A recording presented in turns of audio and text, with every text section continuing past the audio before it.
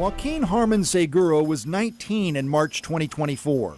He was the oldest in a group that fired at least 30 shots into this house on Gable Drive on the Far East Side in a drive-by in the middle of the night. Their target was someone who didn't live there anymore, instead firing on a completely innocent family who recently moved in. One of the bullets hit 25-year-old Adam Hart in the head. Hart survived only long enough to become an organ donor. The loss of a child is got to be one of the hardest things you ever have to do. But the loss of a child in such a cowardly manner, there's no word for it.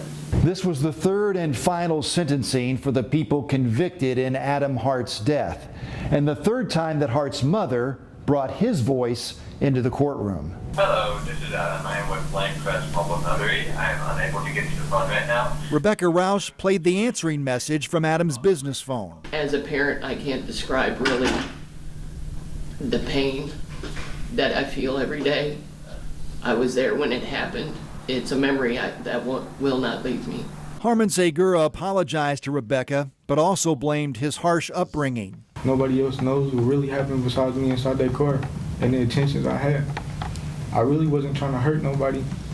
That's why I didn't shoot as many times as my co-defendant, but it just so happened to be my bullet. Previously, Savannah Allen received a 4-year prison sentence for assisting a criminal as the driver that night. Tyler Gibson also fired shots and got 35 years for conspiracy to commit murder.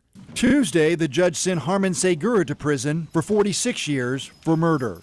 At the Marion County Community Justice Campus, Rich Knight, 13 News.